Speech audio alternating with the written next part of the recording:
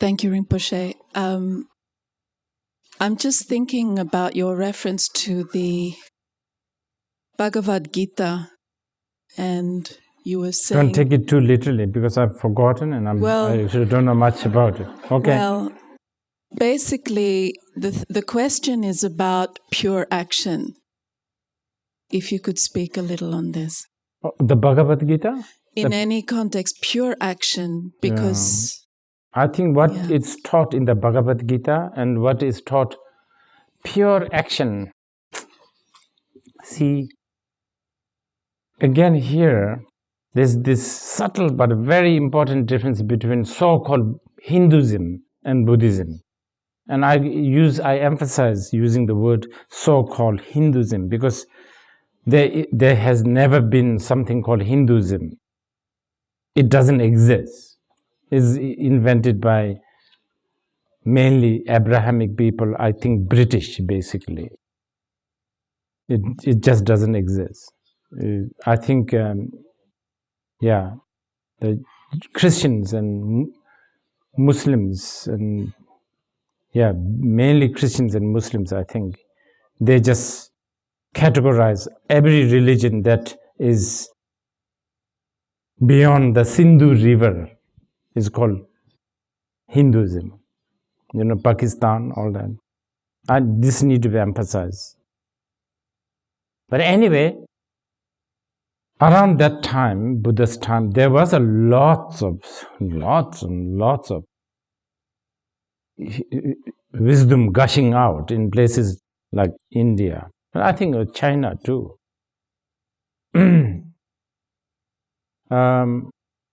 So what we call Hinduism, they really believe in this.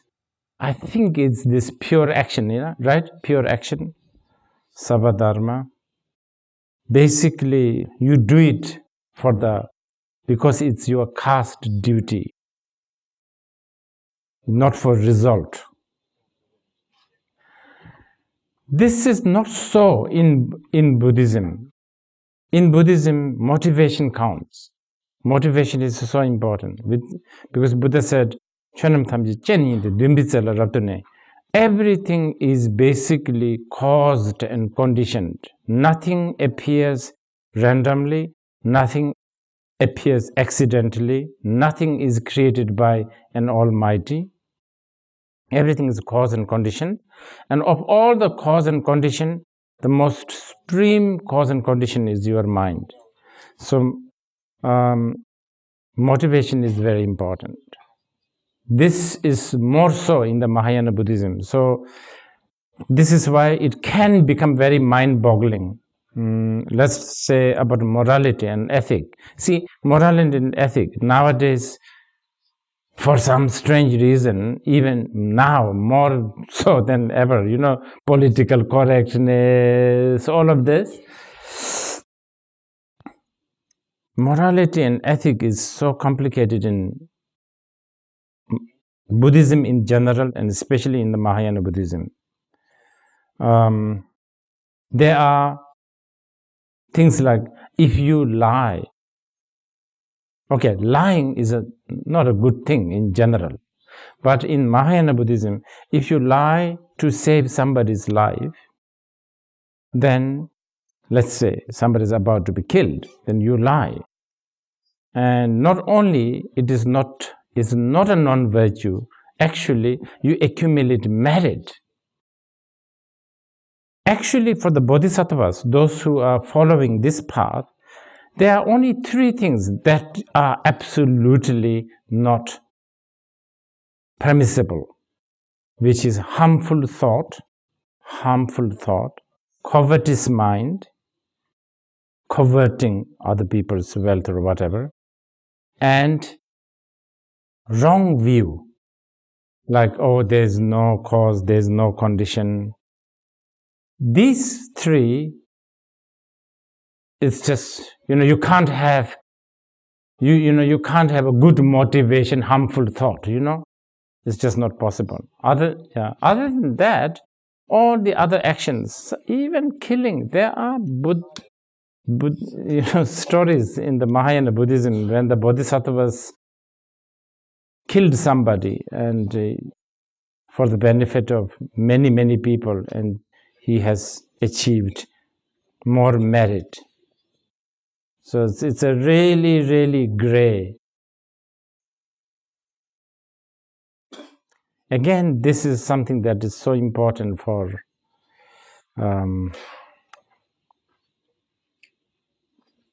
sometimes now more than ever, Buddhism is becoming more like a religion, because suddenly everybody is like thinking about ethic and morality and do the right thing. But some of these gray areas, and this has a lot of, this also comes from the culture also. Like in India,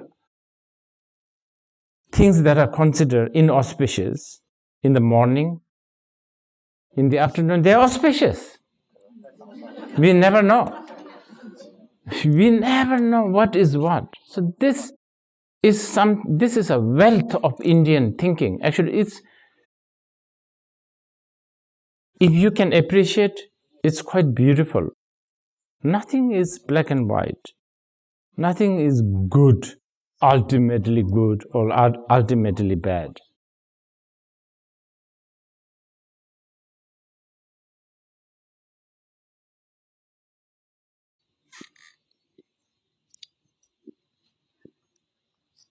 Okay, I was going to say this.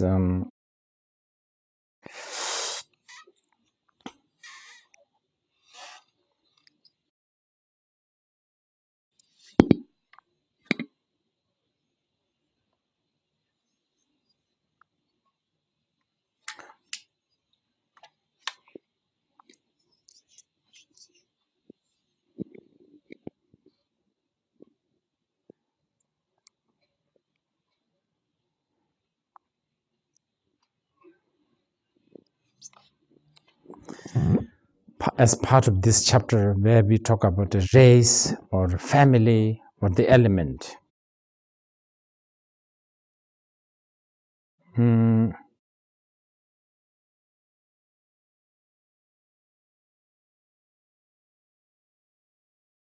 This subject of race or element, really important, because only with this you can construct the concept of path, the process. Okay, first let me just summarize the path, the Buddhist path. Okay, so the path, when we talk about a path, obviously we are talking about a path dweller, someone who is walking on the path. So when we talk about a path dweller, we are talking about someone who has not perfected yet, which means someone who has all the downfall. That's why there is a path, okay? Now the path, ingredient of a path, there are four. There are four things that are sort of indispensable ingredient to make a path. One, most important one actually, is the view. The path has to have a view. And second is practice, the sort of the skill or the technique to practice that view. And then the third is behavior, how to live or how to behave with this view and the practice. And then obviously the result, the end result of this path. These are the four elements. Of the first, the view, very briefly, I think Mahayana like to talk about the four seal. All compounded things are impermanent. All emotions are pain. Nothing has a truly existing nature. Nirvana is beyond concept, or nirvana is peace. Okay, so these are the four view. So that's the fundamental view. Now, practice. Usually we call it meditation, But meditation is, I think, too limited word, so let's call it practice. How do you define a practice, Buddhist practice? What makes Buddhist practice qualified Buddhist practice? No matter what you do, be it something so simple like arranging a flower, all the way to some complicated meditation, all this practice, one way or another, directly or indirectly, has to go against dualistic thinking. This is a must. This is really important. I cannot emphasize this anymore, because the reason why this is important is because now there's a lot of meditation happening, the vipassana meditation, all that. And many times we wonder how much of this so-called meditation that is Buddhist influence that's being practiced in things like four-season resorts, how much of that is going against the duality? Most probably not. Most of the time people are meditating so that they can be less stressed, more physically healthy, more relaxed, so that they can destroy the world more viciously and more efficiently next day, isn't it? In Buddhism, a practice must go against dualistic thinking. If you become a monk or nun, or if you go to a cave, or if you give up everything what you have, but if that is not going against the dualistic thinking, spiritual materialism, you are not practicing Buddha Dharma. You are just practicing some discipline, which is admirable, which is great, do it. Okay, what is Buddhist behavior? How do we define the Buddhist behavior? Which means a Buddhist behavior should never be extreme. I think we talked about this morning, remember, like our second row here. There is no such thing as the Buddhist outfit or the Buddhist way of living, like a shaving hair has the only way. No.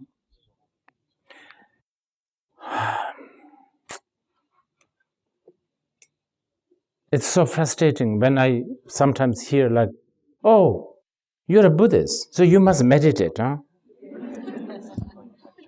I like to hear when say, oh, you're Buddhist, you must dance sometimes. You must dance. You must listen to hip hop, don't you? I would be so happy. But they don't ask like this. Oh, you are Buddhist. You must meditate, don't you? Oh, yes. Right? And then, of course, in their mind, meditation means this. No one really thinks about meditation is like, no one really, even if I say this, oh, meditation can be, or like this, my own people will, like think strange. But what I'm saying is not against this. What is Buddhist meditation? What is Buddhist practice? It has to go against dualistic thinking. That's as simple as that. If you are shaving hair, if you are wearing only burgundy t-shirt, or whether you are wearing purple jacket, or whatever, you understand, or a pink trouser, it doesn't matter. If it helps you to understand the non-duality, you are having a good behavior. That's how we define. Okay, the last one, which is something that you need to know regarding the context of this chapter. Remember the result. How do you define the Buddhist result? Okay, so you do this. What do you get? Okay, you behave, you have the right view, you do the right meditation. What do you get? This is interesting. actually question is wrong. Because in Buddhism, the result is not defined by what you get. Buddha, the word Buddha, one of the connotations of the word Buddha is awakened. Actually, the Buddhist result is defined by elimination, eliminating the sleep, awaken. So Buddhist result is not what you get. Buddhist result is how much you got rid of. You understand? So how much of your dualistic thinking, habitual patterns, how much of this garbage have you managed to offload? Basically, that's what we are talking here.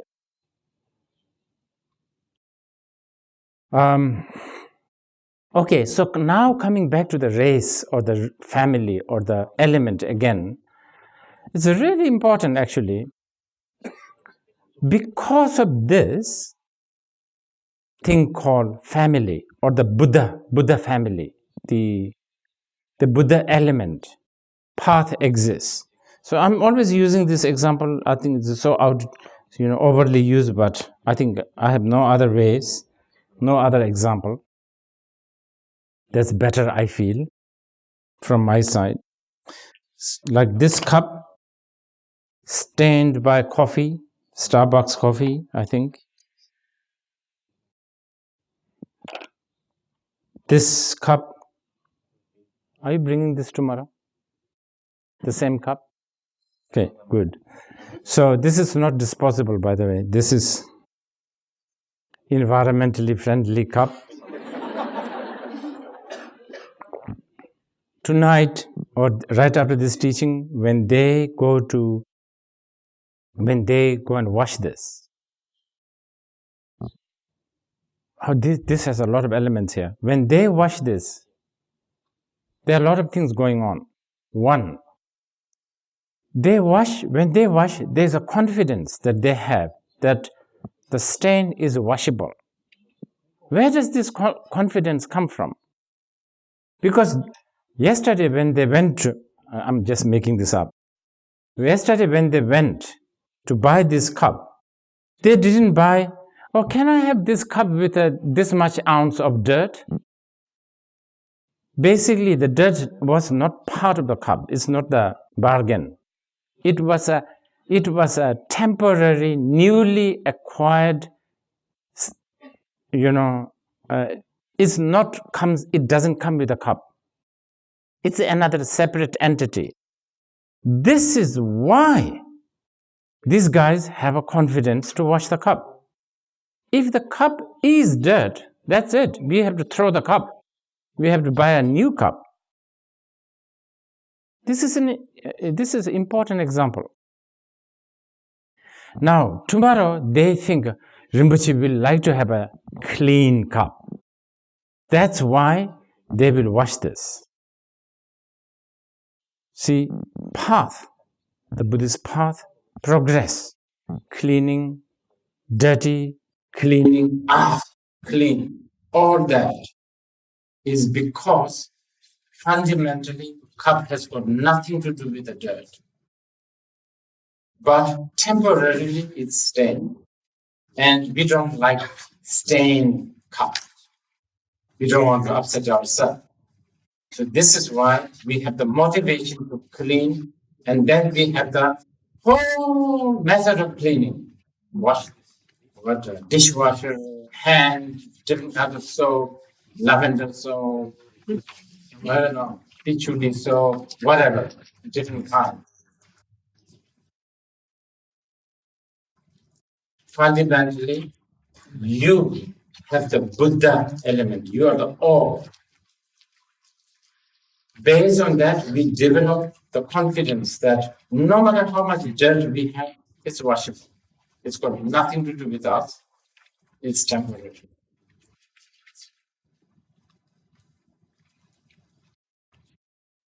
To help you understand the Mahayana, I think it would be good if I bring you a tantric example. It might help you to understand the Mahayana. This is how the tantric would say. Oh, tantric people will say, actually, you know what? Yeah, I see the dirt here, but it's not really the cup. So it really doesn't bother me. It's just a stain. So it doesn't bother me. That's the tantric attitude. Because the tantric people have a different, sort of more different kind of, if you like, wine, more, I don't know, courageous element, sort of courageous attitude. Sometimes you do that, right? You do that. Like you have a dirty cup, but then you don't mind it's dirty because it's not really part of the cup. You don't mind. You don't even see it. You don't even look at it as a dirt.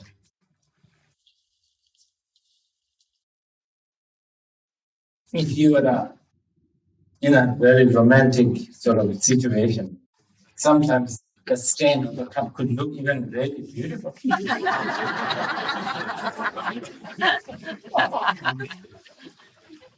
And it could be, that can happen.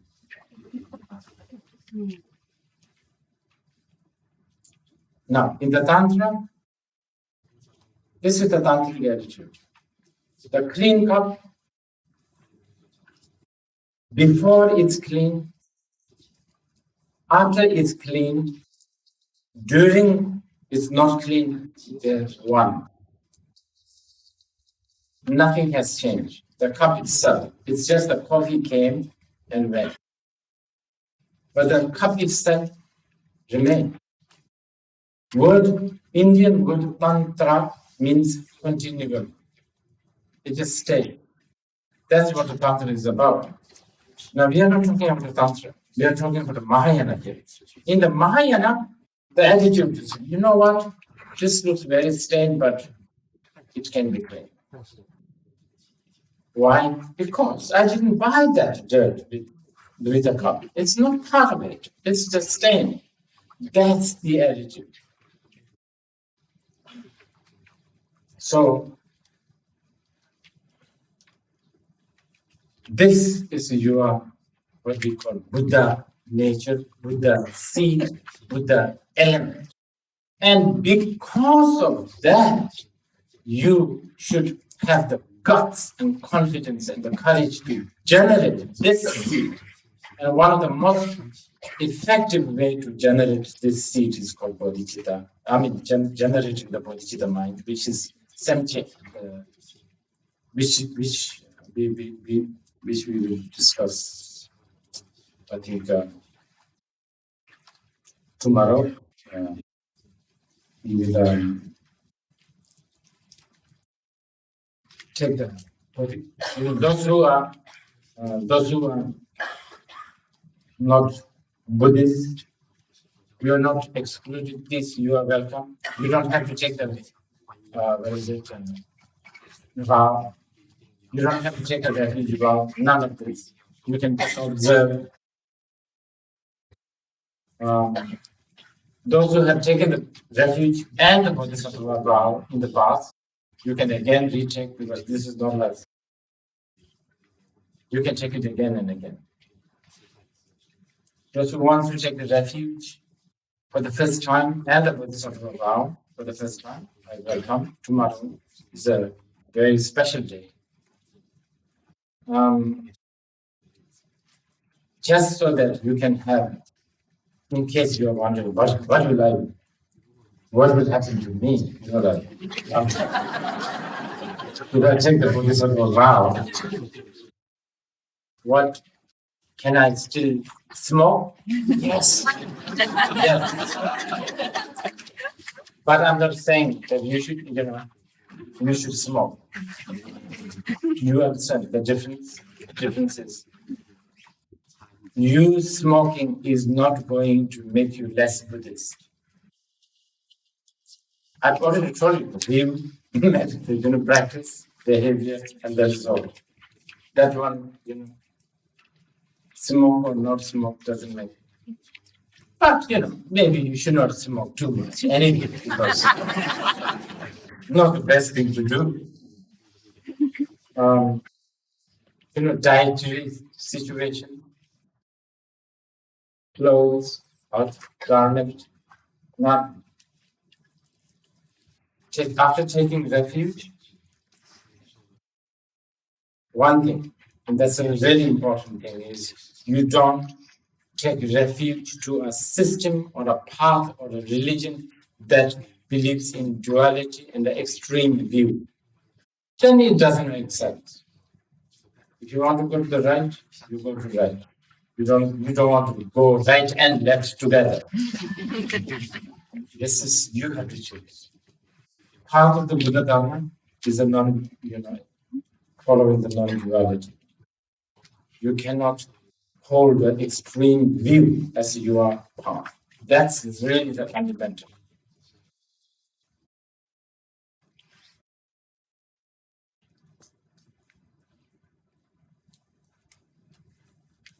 Okay, Bodhisattva, okay. If you take a refuge vow, unless you have really think, I would suggest you to take the Bodhisattva vow. Because there's not so much difference to begin with, but much more benefit, because this is the most beautiful vow you can take. To benefit sentient beings. And not when you say benefit sentient beings, we're not talking about giving them shelter or food. We can't afford that anyway. We are talking about aspiration to enlighten these sentient beings. To generate this motivation to enlighten all the sentient beings. And remember, it's possible. Why? Sentient beings are like an ore. 99% of the enlightenment job, they have done it for you. It's in their nature. You don't have to make them gold. They are already gold. Your job is, you have such a little thing to do and gain all the credit. Now this is really the best vow. And some of you may have this wrong information about, as a bodhisattva, if I take a vow, like in the morning, like in Singapore tomorrow, bodhisattva vow, by afternoon I have to go to the night safari, and give my limbs to a hungry child. No such thing as this. Really, Tatha Sugata. This Sugata is like part of the blissful ones. You take the bodhisattva vow and then you apply the bodhisattva discipline step by step. And we mean step by step so much. Shamdadeva, another author, another great commentator, he even suggests you should practice generosity by giving a vegetable by right hand to the left hand, like this. A vegetable. How compassionate is this? It's just so amazing. They're so thoughtful, they're giving so much thought. For the sake of training the mind, if you are a stingy person, if you really don't want to give up, then let's begin. Your right hand giving to your own left hand. Yes. And vegetable, nothing else. Expired vegetable. You understand? And it does have an effect because then you develop this wish, this generosity, you begin to like. And slowly, you generate it because, but here, the Mahayana people say, there's nothing that on this universe, in this universe, there's nothing that you cannot get accustomed to. So you get accustomed to generosity from a very small scale, so much so that one day a bodhisattva, hears the sound of a person, please give, begging, somebody begging, and just that sound creates so much joy in the Bodhisattva's mind stream, much more joy than 100 people getting enlightenment. That's what the Bodhisattvas are so joyful. By then, the Bodhisattvas have no clinging to self, clinging to body, clinging to the feeling. Limbs is nothing. Bodhisattvas look at these limbs as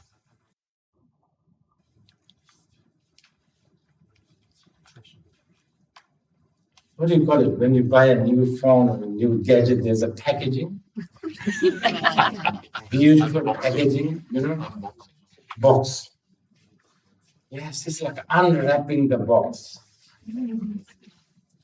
This package called body become useful. That's how the Bodhisattva generate. I think this kind of generosity habit, I think is important now more than ever. Okay.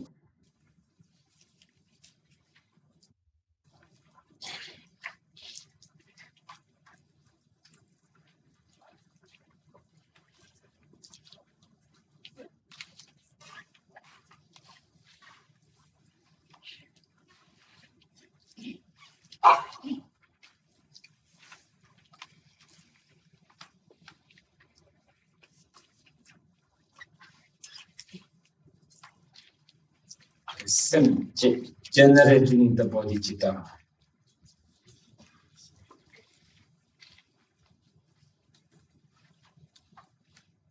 Meaning that it can be generated, it can be cultivated,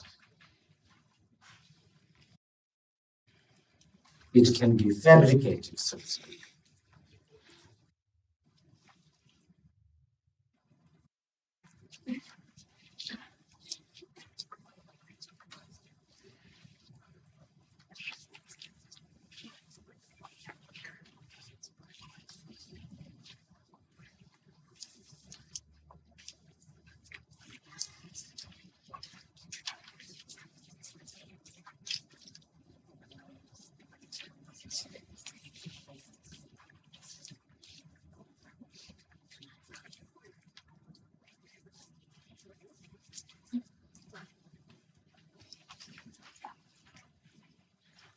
And to generate this bodhicitta, the root cause of generating this bodhicitta is generating the compassion.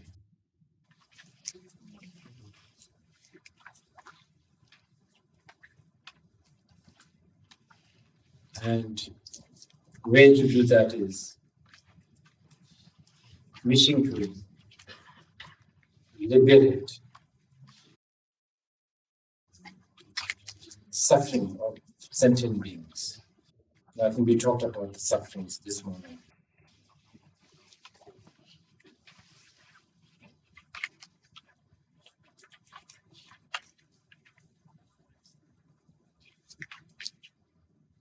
When we do that, when we try to generate this wish to liberate suffering of sentient beings,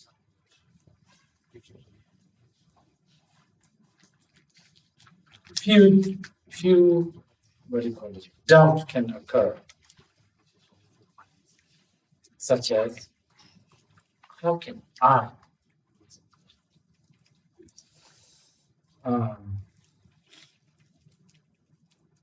myself, subject of suffering, myself, a defiled human being, how can I liberate sentient beings? That kind of doubt.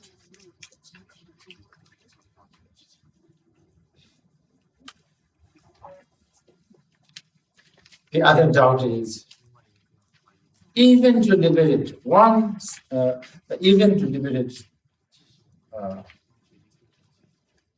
suffering of just one person, my own friend or a family member, proves to be so difficult.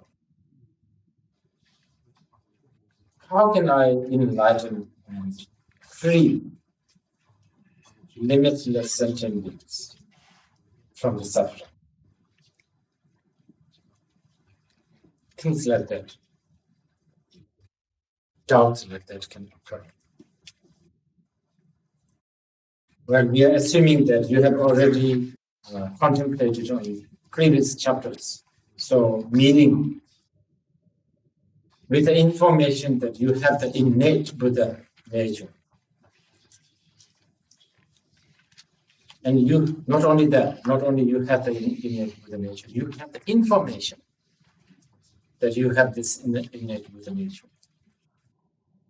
And most of the sentient beings, we are assuming that they don't have this information. Not only we have the information, we actually admire and we actually see the benefit of this. We are confident, we are convinced with that. We are convinced that our defilements can be purified. We are convinced that defilements are purified. It's a temporary. Whereas these sentient beings, they don't know. So therefore, they don't even have a conviction. Just on this simple level of having information, we have a big difference.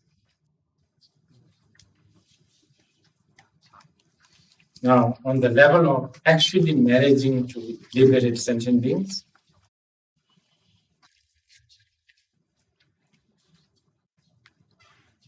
the most important is aspiration. Generating the aspiration bodhicitta. Just wishing, praying the well-being of the sentient beings, freedom of suffering of the sentient beings. Just generating that.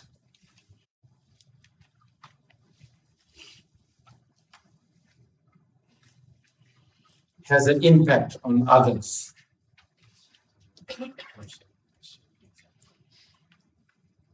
Because the world, the whole phenomena is driven or run by cause and condition.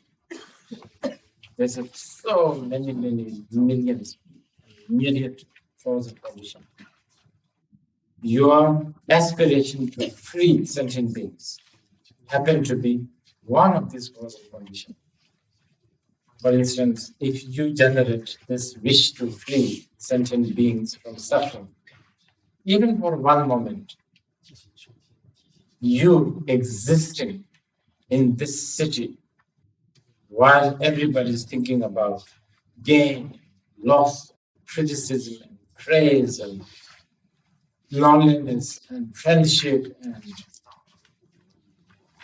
I don't know, stock market, and all of that. Amidst these, for a momentarily, if you can wish beings to be free from suffering, this is creating a cause. This is causing an impact. This itself is a cause. It may be not visible right away, but it has an imprint. Okay, let's call it positive thought. It's really the spring most positive thought. It may last very short, it may not last longer than one moment, but it has an impact. It has an impact to your surroundings.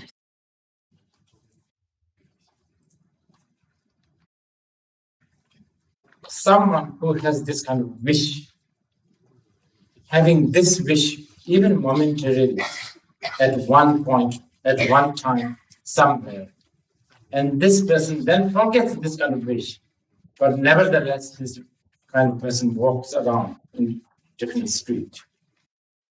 Anyone who encounters this person or have a visual contact, someone looking at you, creates karmic connection. Or in other words, it has an imprint. It creates an imprint influence.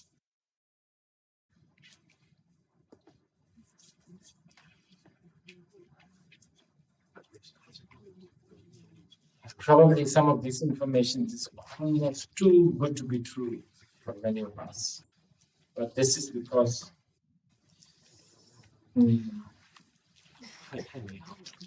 we are so quick in being negative and lesser. And we are so, prone to poverty mentality. We just have to, like the Shantadeva's advice, we have to habituate ourselves that such a mind, the mind to liberate sentient beings from the suffering, it's really powerful. Even for a moment, if you do that. Anyway, whenever I say moment, you must be feeling very depressed. Just a small time, short time, a momentary. Really? So short? Just a moment can change the whole world? Really? So I'll have to end here with a story of what is meant by moment. I've been telling this to people. This is important. So if you were to ask a Mahayana guy definition of what is moment, this is the definition of a moment by Mahayana people. A pigeon picks this up, goes to Nepal, touches the tip of the Mount Everest. 100 years. And this pigeon does it every 100 years once. And every time the napkin touches the Mount Everest, there's an erosion, right? So one day, after many 100 years later, actually the Mount Everest becomes flat just because of the pigeon touching. It's possible scientifically. You have to agree that one. Scientifically, it's possible. Now, that whole thing is a Buddhist description of a moment. And anyway, Einstein agrees with this. Time is relative, isn't it?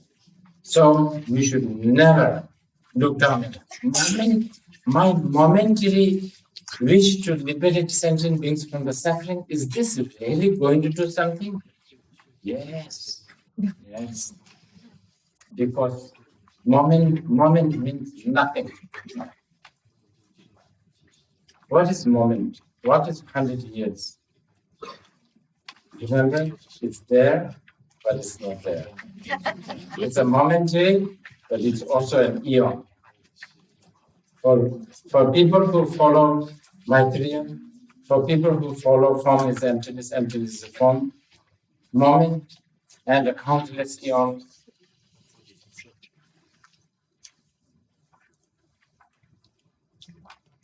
There's not much of a difference. With Mahayana attitude, you have to have the Mahayana attitude. Remember, this is Mahayana Sutra Alamkara. Alamkara means ornament. Like an earring, nose ring, bangles, anklets, fashion, like dyeing your hair, choosing your outfit properly, style, trend, fashion.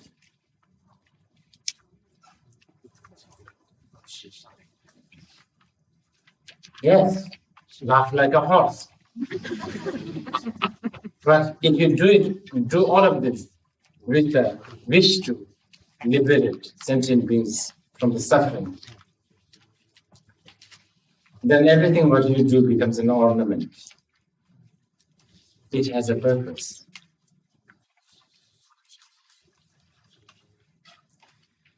Okay, let's go and have a tea tonic. Tea tonic.